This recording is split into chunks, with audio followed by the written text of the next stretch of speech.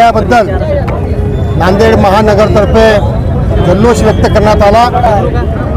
आमचे नेते आदरणीय नरेंद्र मोदी साहेब यांच्या नेतृत्वामध्ये, अमित भाई शहा, नड्डा साहेब यांच्या नेतृत्वामध्ये आज दिल्लीमध्ये 27 वर्षानंतर भारतीय जनता पक्षाचा झेंडा फडकलेला आहे।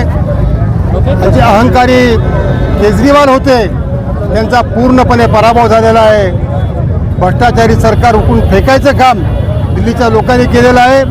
शिर्डीच्या अधिवेशनामध्ये अमित भाई शहानी सांगितलं होतं, येणारे 8 तारीख को फटाके बजाओ, अपनी दिल्ली में सरकार आ रही है, आणि त्यांचं वक्तव्य खरं ठरलं। आणि आज आम्ही पूर्णपणे जल्लोष केला, फटाके मिठाई वाटून सर्वांना आम्ही आज जल्लोष व्यक्त केला। दिल्ली विधानसभा चुनाव में भारतीय जनता पार्टी ने 27 साल बाद स्पष्ट बहुमत हासिल किया है।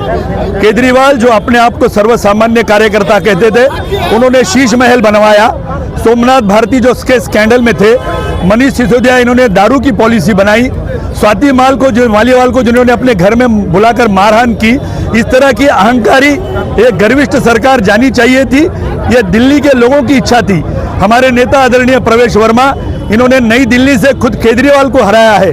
मनोज सिसोदिया हार गए हैं, उनके सभी कद्दावर नेता हार चुके हैं, और जो केजरीवाल का अहंकार था, वो अहंकार दिल्ली की जनता ने तोड़ा है। मैं आपके माध्यम से नांदेड़ भारतीय जनता पार्टी की ओर से, हमारे अध्यक्ष अमरनाथ राजूरकर एवं सभी पदाधिकारी की ओर से आदरणीय नरेंद्र भाई मोदी, अमित भाई शाह, जगत प्रकाश नड्डा और महाराष्ट्र से प्रचार के लिए वहां उपस्थित रहने वाले हमारे नेता देवेंद्र जी फडणवीस का बहुत बहुत अभिनंदन करता हूं।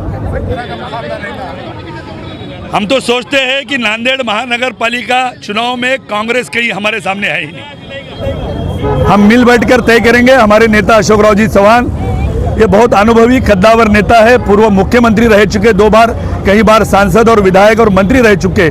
उनका इतना बड़ा अनुभव है कि उसके सामने मुझे नहीं लगता जो कांग्रेस उनके ही बिना पर फुदकती थी, आज पूरी तरह से विकलांग हो चुकी है, वो कांग्रेस नांदेड़ महानगर क्षेत्र में कुछ करेंगी ऐसा मुझे लगता नहीं।